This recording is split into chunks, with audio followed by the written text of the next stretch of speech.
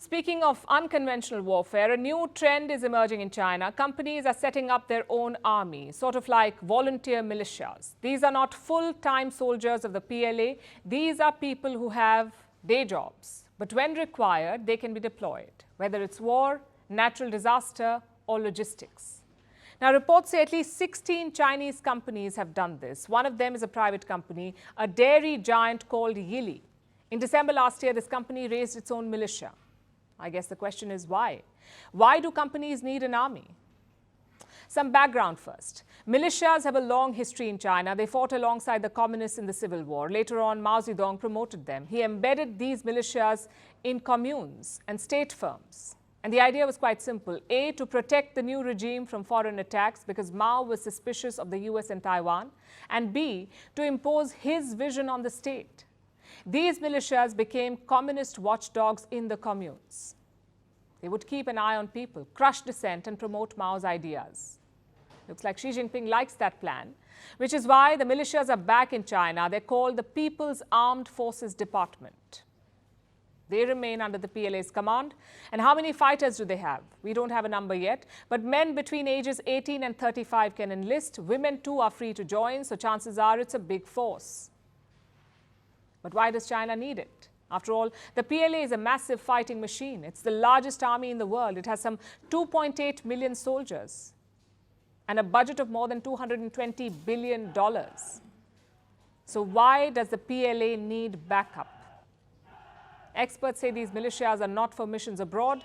Their job is domestic, to monitor and crush dissent inside China. And it's obvious why. After years of rapid growth, China is slowing down. Since 1990, their average annual growth was 9%.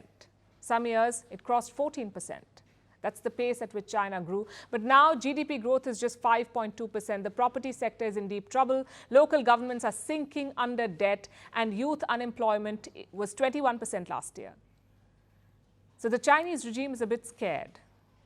Last year saw almost 1,800 labor strikes and demonstrations in China, 1,800. The year before, it was just around 800.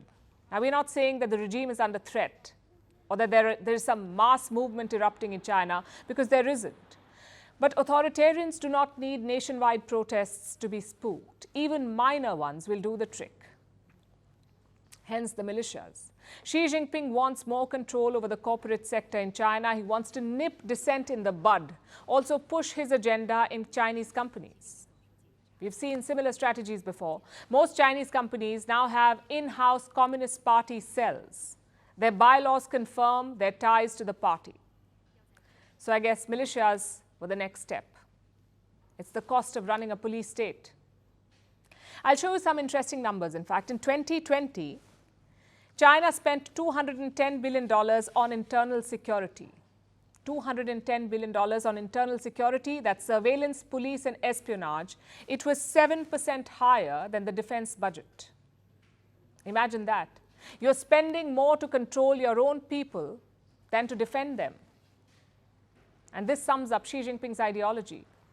Any other leader would focus on turning the economy around, but not Xi Jinping. His focus is on controlling the people of China, on making sure that they do not protest. We say he's digging his own grave because investors are only looking for excuses to leave China, and I guess armed companies work perfectly.